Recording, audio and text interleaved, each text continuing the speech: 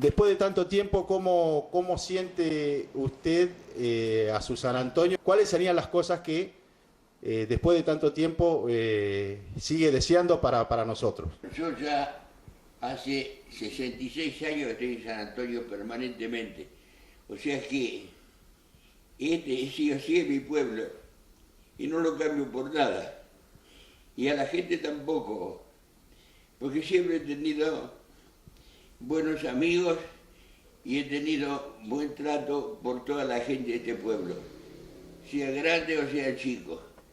Y de los que eran mayores que yo todavía he tenido siempre muy buena respuesta. Así que este es mi pueblo y yo estoy acá y seguiré estando, por supuesto. La cuestión gira en la medicina también de aquella época y el hoy, porque seguramente cuando usted llega a San Antonio, hace más de 6 décadas, San Antonio estaba en los primeros albores de la evolución. Pero en esa época, ¿cómo encontró este lugar? Recién hablábamos del agua como un antecedente, pero ¿cómo encontró ese lugar a una persona joven como usted que vino a un lugar casi prácticamente desolado, ¿no? Yo no venía a quedarme en San Antonio Este, más bien venía a quedarme más al sur, que era donde yo sabía que ya había pedido de médicos más al sur.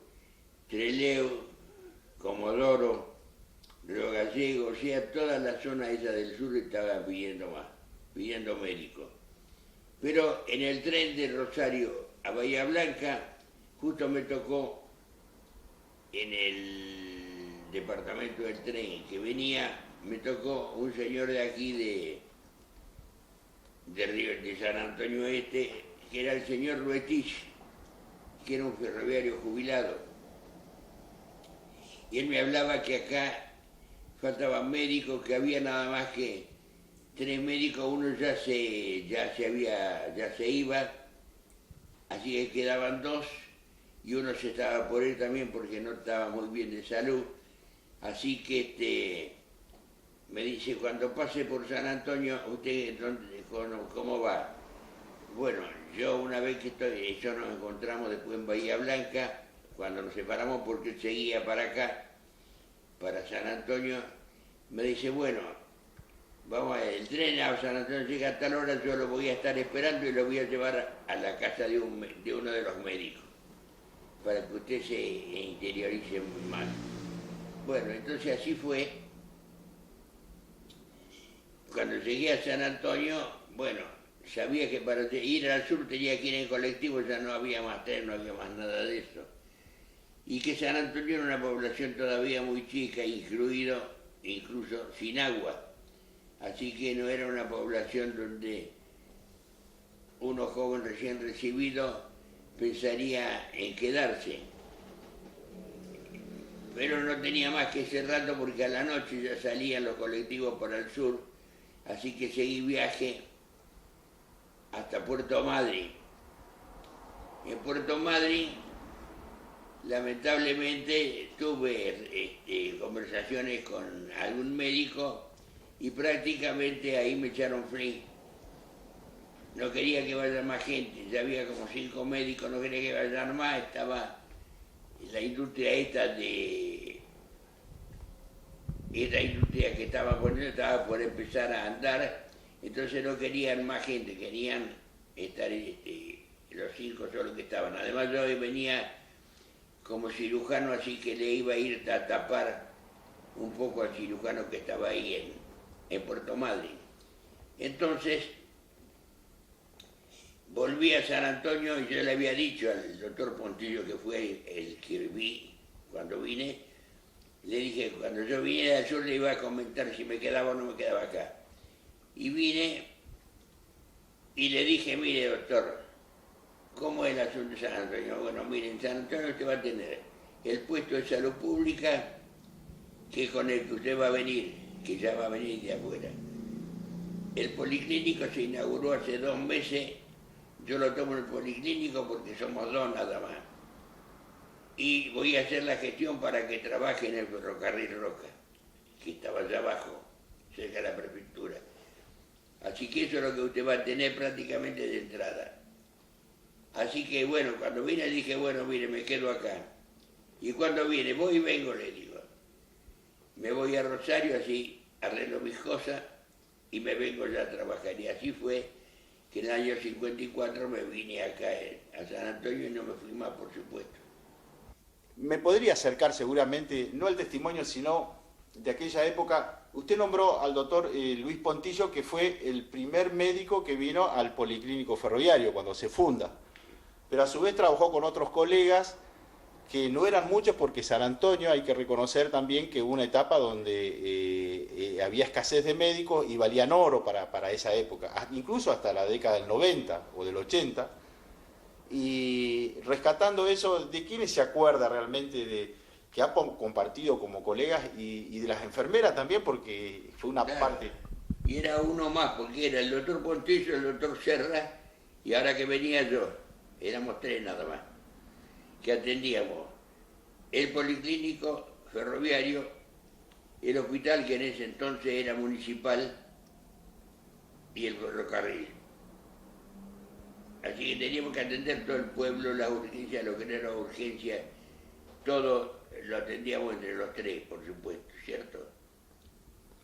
Así que bueno, hasta ahí fue. Después, con el tiempo, pero pasó un poquitito, bastante tiempo, fueron viniendo otros colegas, uno de ellos fue el doctor Micheli, y el doctor Montano también, que después se fueron.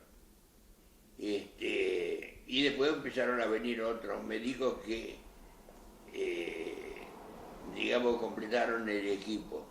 Así fue la cosa. Un personal de salud, había de los dos lados, y me acuerdo de los Migones, la señora Migones. Germina. Claro. Ajá. Me acuerdo de ella. No preguntaban qué había que hacer, sino que trabajaban directamente. Si era de día, de noche, ya hubieran trabajado todo el día, no preguntaban si le iban a pagar o no. Y el otro, que era un baluarte tremendo, porque nos ayudaba en todo, era Cantrachov, Vladimiro Cantrachov. Vladimiro, sí. Ese era un personaje extraordinario. Vivía prácticamente en el hospital y vivía para nosotros. Y después había un montón de personal que me perdone que no me acuerdo. Sí. Está la chica esta, que ahora es grande también, que es la Kimichuch. Entre un determinado grupo, sí, que claro, que estaba en ese entonces. Y en ese entonces, doctor, ustedes se manejaban con que no había tanta cantidad de personal, pero sí la demanda incluía también a los lugares más cercanos o alejados de San Antonio, ¿no? Claro, teníamos, en ese entonces, se puso lo que eran los agentes sanitarios. Los agentes sanitarios tendrían que seguir existiendo, porque ellos ya tenían un cronograma de trabajo y viajaban a los distintos lugares, a los campos, viendo a la gente si tenía necesidad de algo, qué le pasaba, porque a veces no era tan fácil venir a atenderse a San Antonio. Con respecto, por ejemplo, al ferrocarril, prácticamente venía gente hasta de Jacobacci a atenderse acá del ferroviario. Que fue generalmente, primero porque la oportunidad estaba de que el servicio ferroviario, que había varios servicios, o sea, de trenes, posibilitaban de que estuvieran muy cerca. Enseguida, claro. Y tenían su hospital prácticamente y sus médicos. Así que venían desde ese lugar. De aquel Rosario, de la cual sabemos que es una de las mejores ciudades que hay en el país, por lógica, a este San Antonio creo que había un océano, obviamente por la infraestructura de aquel lugar y lo que significaba San Antonio, pero el desafío de usted como persona también, porque también como médico era una persona, ¿qué le gustó de San Antonio realmente? ¿Qué le gustó? Porque ahí siempre uno interpreta de que nosotros miramos de otra manera, como que San Antonio le falta esto, pero las personas de afuera ven otra cosa. Bueno, de San Antonio, a pesar de que era bastante árido, lo que me gustó el campo. Tanto que muy cerquita de estar acá, me empecé a meter en el campo y me metí en el Gualicho para hacer un montón de cosas ahí, incluso para desarrollarme en otra actividad que no sea únicamente la medicina. ¿Eh? Así que me gustó el campo, me gustó, y por supuesto no hablemos de lo que era el mar, que ni lo conocía. Era una hermosura, esto el mar, que sigue siendo una hermosura, por supuesto. Y encontrarse con ese mar, pasamos de un río, del río, por ejemplo, del río Paraná, al mar acá, que lo tenía a metros, ¿no? Y sí, teníamos allá un río, uno de los buenos, grandes ríos del mundo, pero el mar es otra cosa. El mar te calma, el mar te apasiona, el mar es un sedante tremendo, especialmente si uno lo empieza a querer. ¿Eh? Una de las cosas que le faltaba, que bueno, después vino por supuesto, fue el agua. En ese entonces prácticamente en cada casa había un pozo que era un jagüel, donde se juntaba agua de lluvia por un lado, y segundo, cuando se nos terminaba el agua, la teníamos que pedir en los puestos que había del ferrocarril, y nos llevaban con camiones el agua que usábamos. Y no todos tenían tampoco la suerte de hacer la corriente en su casa. Así que todos sacábamos con el balde agua, pero algunos podíamos subir a tanques arriba y podíamos tener la suerte de manejarnos como un agua corriente. Y acá lo llevo justamente en la parte científica, no sé si científica, pero usted como persona me puede ayudar. Nosotros recordamos que el agua llegaba en tanques aguateros, se llenaba una cisterna y después, bueno, se depositaba en las piletas de las casas. Sí. Pero ustedes los médicos seguramente han tenido alguna estadística, porque le decimos agua potable. No he escuchado de que San Antonio ha tenido, por el factor del agua, alguna condición extrema en la salud de la gente. Muy por el contrario, ¿no? No, el tema nunca estuvo así en el sentido con respecto al agua. Pero le tratábamos de enseñarle a la gente cómo manejar el agua, para que no tengan los problemas que ocurrían, que sí tuvimos una época donde se nos murieron muchos chiquitos, que por el agua agarraba diarrea. ¿Viste? Porque el agua no venía bien potable, venía con gérmenes. Y al chiquito que le agarraba diarrea era muy difícil manejarlo, porque se deshidrataba enseguida, era muy difícil, ¿viste? Pero la gente fue aprendiendo a manejar el agua. Y acá no podíamos ver una canilla que goteara. El que tenía canilla en su casa y que tirara el agua así por tirarla, imposible. Todo el mundo en ese sentido tenía respeto por eso. Claro, fíjate, yo acá, por ejemplo en el pueblo, tengo más de 3.500 partos hechos y más de 3.500 partos y más de 3.600 operaciones hechas. Calcula que en el año 1974,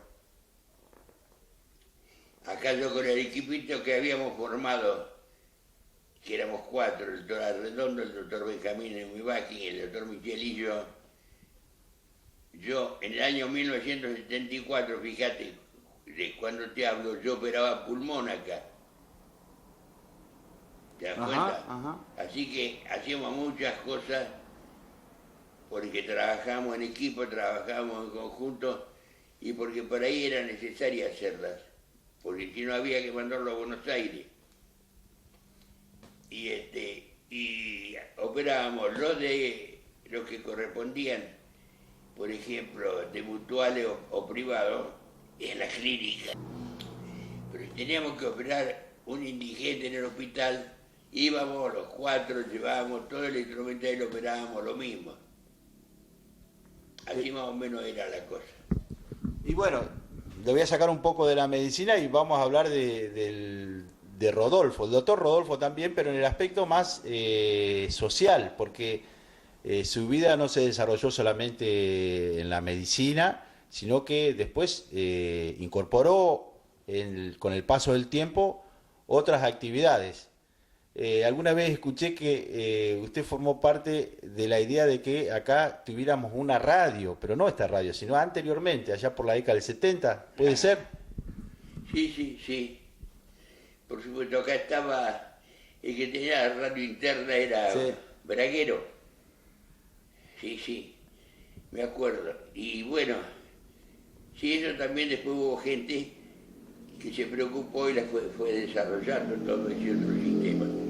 La necesidad también de involucrarse en la actividad social, en la actividad comercial también y en lo que se llama en las famosas cámaras de comercio para poder establecer en San Antonio un lugar donde poder confluir todos los comerciantes. ¿Cómo fue aquella etapa? La Cámara de Comercio nos empezamos a reunir unos cuantos, ya se venían reuniendo y sumamos algunos más. Y consiguieron ese terreno y se empezó a edificar para tener un centro visible. Y yo fui, pero muchísimas veces, presidente de la Cámara de Comercio.